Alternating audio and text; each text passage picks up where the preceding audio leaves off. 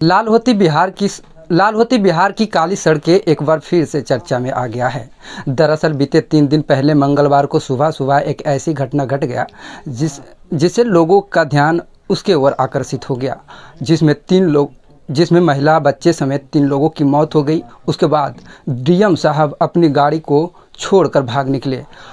अब तक डीएम साहब मौन है। इसके लिए बात करने के लिए हमारे साथ बिहार के पटना हाईकोर्ट के चर्चित अधिवक्ता शिवानंदन भारती सर से बात करेंगे। इसके साथ ही एक और मैटर इन दिनों खबरों में चल रहा है।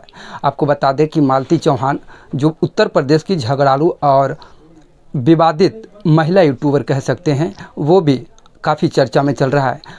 वो तो आत्महत्या कर ली, इसके साथ ही कई लोगों को कानूनी झंझट में फंसाकर चली गई है। सीधा मैं रुक करता हूँ शिवानंदन भारती सर से और कानून प्रक्रिया के बारे में जानकारी लेते हैं। सर, बहुत बहुत स्वागत है। जी, बहुत बहुत शुक्रिया आपका भी। डीएम साहब की गाड़ी से 3 लोगों की मौत हो गई है। उसके बाद डीएम साहब मौन है। मौन रहने के पीछे कितना सुरक्षित है वो? देखिए, बहुत अच्छा आपने बात कहा है। एक लॉ में एक बात का हमेशा याद रखिए कि ड्राइवर ने, आप जो एक बात रखा है डीएम साहब के बारे में, जो देखिए तो ये भी बातें खबरी आई कि मधेपुरा के जो डीएम साहब थे उसे गाड़ी में बता रहे हैं कि रिपेयरिंग करने के लिए जो है सो उनकी गाड़ी गई थी। लेकिन आपको एक चीज़ बता दें कि यहाँ पर लायबिलिटी 2 तरह का, एक विकैरियस लायबिलिटी का सिद्धांत है लॉ में कि गलती करेगा मालिक और सज़ा होगा, माने गलती करेगा नौकर और सज़ा होगा मालिक को। तो इसमें गाड़ी डीएम की थी, ड्राइवर यदि कोई गलती किया तो भी डीएम साहब को काफ़ी नाम आएगा और उसकी भी जिम्मेदारी जाएगी। तो उसमें यदि ये कह रहे कि हम नहीं थे तो भी उनकी लायबिलिटी बनेगी, यदि उस आधार पर केस जाएगा विकैरियस लायबिलिटी। अगर गाड़ी में नहीं थे उससे कोई फर्क नहीं पड़ता है। कोई फर्क नहीं। आपको बता रहे सिद्धांत, यदि मेरे नाम का बस है रजिस्ट्रेशन और मेरा ड्राइवर ले गया कहीं एक्सीडेंट कर गया और ड्राइवर भाग गया तो भी मालिक पर केस होगा। तो ये गाड़ी डीएम साहब की थी, डीएम साहब गाड़ी में मौजूद नहीं थे या थे, फिर भी माना जाएगा कि डीएम किस धारा के अंतर्गत उन पर कार्रवाई होगा। और कहा जाता है गाड़ी का पॉल्यूशन भी बिल्कुल फिट नहीं था और यातायात नियमों का काफ़ी उल्लंघन कर चुके थे। आखिर ये सड़क परिवहन मंत्रालय के द्वारा जो है अधिकारी, वो क्यों नहीं इन पर कार्रवाई कर रहे थे अब तक? नहीं, वो कौन क्या था, अंदाज पर बात करना उचित नहीं है, गाड़ी का क्या है नहीं है। लेकिन उस घटना, ये सब इस तरह का जो हिट एंड रन का जो केस का इन्होंने बताया कि है, वो क्या एलिगेशन है, क्या कंटेंट्स है, अनुसंधान कौन करता है, कितने लोग गवाही देते हैं, बहुत सारी परिस्थिति पर निर्भर होता है। बड़े लोगों की जिम्मेदारी बहुत ज़्यादा बढ़ जाती है। हालांकि डीएम साहब गाड़ी में रहते तो इस तरह की वारदातें नहीं भी हो सकती थी, लेकिन ये बात भी वहाँ पर लोग आप देखेंगे तो साहब का दिमाग तो अस्थिर रहता है, ड्राइवर का दिमाग आसमान पर रहता है। अगल बगल के किसी भी बड़े साहब का देखेंगे तो इन लोगों का सनक होता है, वो डीएम से ज़्यादा पावर में उसका ड्राइवर आई सब रहता है। तो उस सब ऐसे ही, हालांकि सब ड्राइवर की बात नहीं कर रहे हैं, लेकिन ये जो इस सब का अकर की गाड़ी है, रफ्तार थी, बोर्ड लगा था डीएम का, तो इन लोग को लगता है हमारा कौन बिगाड़ेगा। तो गलती किया ड्राइवर और अभी नाम खराब हो रहा है डीएम साहब का। तो ये सब जो चीज़ें हैं, अब तो कोर्ट में जब मामला जाएगा 304A में, नेग्लिजेंटली यदि उसने ड्राइव किया तो इसमें बहुत ज़्यादा सज़ा का प्रावधान है नहीं। कितने साल का फिर भी? और एक और बात आप समझिए कि यदि उसमें मुआवजा की बात है तो जितने लोगों की मौत हुई है, यदि इसमें ये लोग इंश्योरेंस कंपनी जो रहती है, यदि इंश्योरेंस होगा तो इन लोगों को इंश्योरेंस कंपनी भी मुआवजा देती है और उसके साथ साथ बिहार सरकार का जो 5 लाख का है सहायता वो भी दी जाती है, वो नेचुरल माने नॉर्मल प्रोसेस से। तो वो पैसा, लेकिन वो जान जाती रहेगी इस तरह से, तो बहुत मुश्किल है। तो अब जहाँ तक इस केस के संबंध में क्या एफआईआर हुआ है नहीं हुआ है वो तो हम पढ़े नहीं, इसलिए इसके आगे इस पर मेरी ओर से टीका टिप्पणी करना कदापि उचित नहीं है। चलिए ठीक है, दूसरी मैटर पर बात करते हैं कि मालती चौहान इन दिनों आत्महत्या कर ली, उसके बाद सबको घेरे में ला रखी है।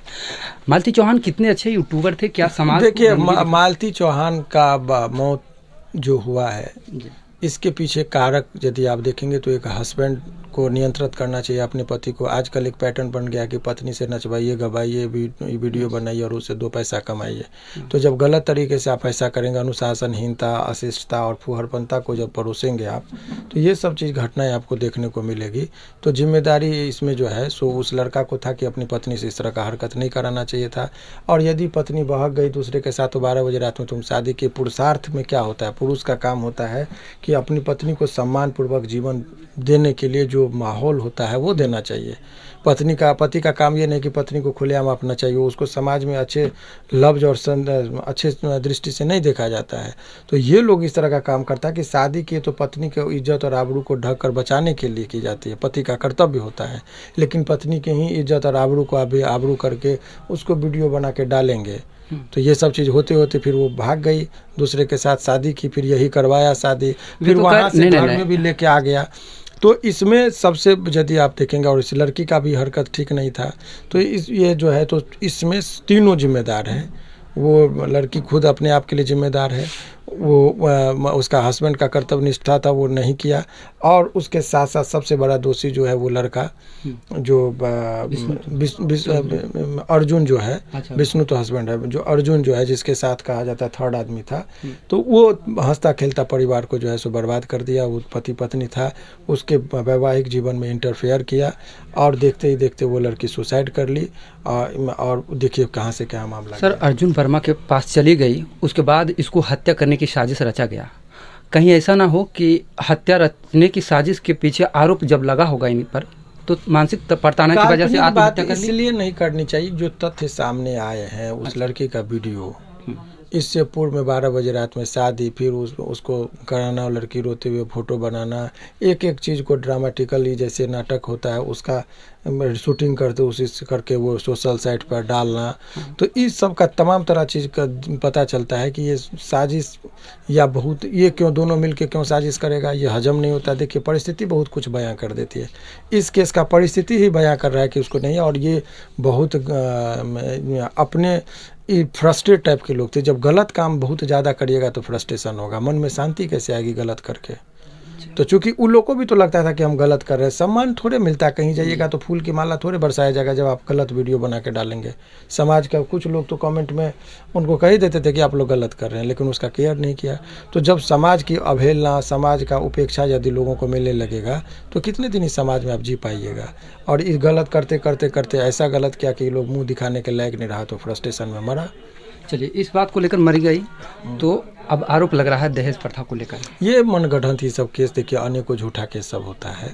तो कोई मर गया, दहेज का मामला था तो इससे पहले उसको केस करना चाहिए, दहेज का इससे पहले कहीं तो केस उस किया नहीं। तो ये सब उनके पिता पर मानहानि का केस लग सकता है? नहीं, जब उसमें यदि ये साबित हो जाएगा कि झूठा केस किया है तो 211 के अंतर्गत जो है इन लोगों पर भी केस उस होता है। तो पुलिस के ऊपर बहुत कुछ निर्भर करता है, पुलिस को सख्त होने की ज़रूरत है।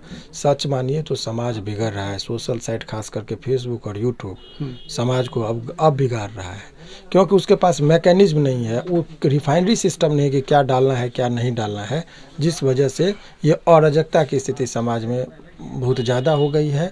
और जो कहते हैं कि प्योर कलयुग, घोर कलयुग की जो बातें कही जाती थी कि गलत करेगा उसको लोक लज्जा नहीं, कोई शर्म नहीं, कोई समाज में क्या उसका दुष्परिणाम होगा उसके बारे में सोचे समझे बगैर यदि इस तरह का वीडियो बनाने वाले को लोग देखते हैं तो समाज भी जिम्मेदार है।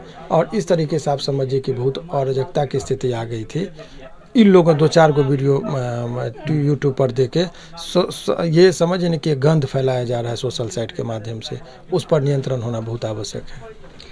चलिए, बहुत बहुत शुक्रिया। कहा जाता है कि मान और सम्मान की बात आए तो परिणाम की चिंता नहीं करनी चाहिए। ऐसे में कई मामले आ चुके हैं जब मान सम्मान की बात होती है तो उस पर अपराध जैसी घटनाओं को बर्दाश्त दिया जाता है। लेकिन ये महिलाएं भारतीय संस्कृति को तार-तार करते हुए सारी कुछ उजागर कर दी, जिसके वजह से शर्म के मारे नहीं रहा गया तो आत्महत्या कर ली। उघाड़ कर दिखाती थी कमर, लोगों के बीच कमाने लगी सम्मान और प्यार, तो क्यों छोड़ बसी अपने प्राण। मालती चौहान, इन दिनों यही खबर चल रही है। फिलहाल अब इस वीडियो को देखकर मालती चौहान या फिर यूं कहे डीएम साहब के मामले को लेकर क्या सोचते हैं, अपने कमेंट बॉक्स में राय जरूर दें। धन्यवाद।